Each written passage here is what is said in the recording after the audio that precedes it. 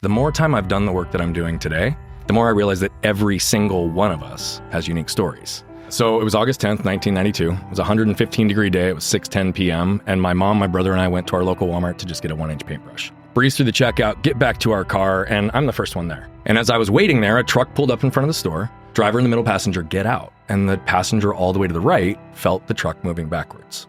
So he scooted over to put his foot on the brake like any one of us would do. A combination of shock and force, he ended up hitting the accelerator, threw him up on the dashboard, and before you know it, he's catapulting 40 miles an hour across the parking lot right at me with no time to react.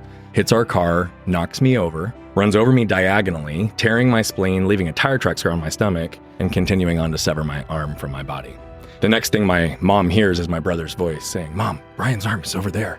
And as she gazes up to see where he's pointing, she sees a string of muscle cooking like hamburger on the parking lot.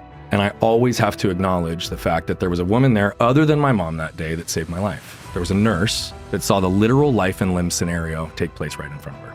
And I've said for years that I was forever indebted to her for the choice that she made in that moment to go into action, right? Because if it wasn't for this woman, I either wouldn't be here with you today, or I'd be here with you today with a cleaned up stump, because she rushed into action, stopped the bleeding on the main wound, instructed innocent bystanders to grab a cooler and fill it with ice, so my arm could get on ice within minutes.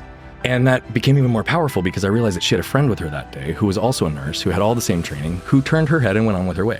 Now, what I want to make sure you and everybody understands, I have no malintent, I've got no resentment. That was well within her right to do.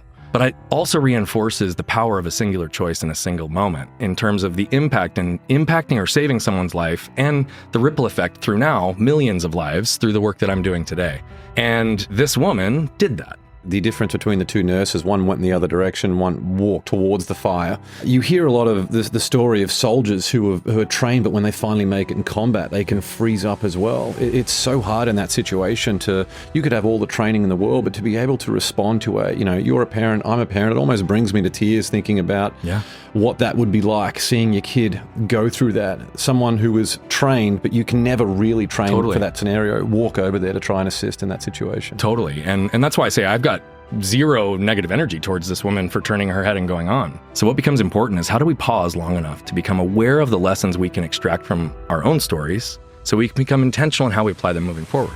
And we all have the ability to do that. We also all have the ability to tap into collective wisdom of other people's stories to shorten our own curve to learning.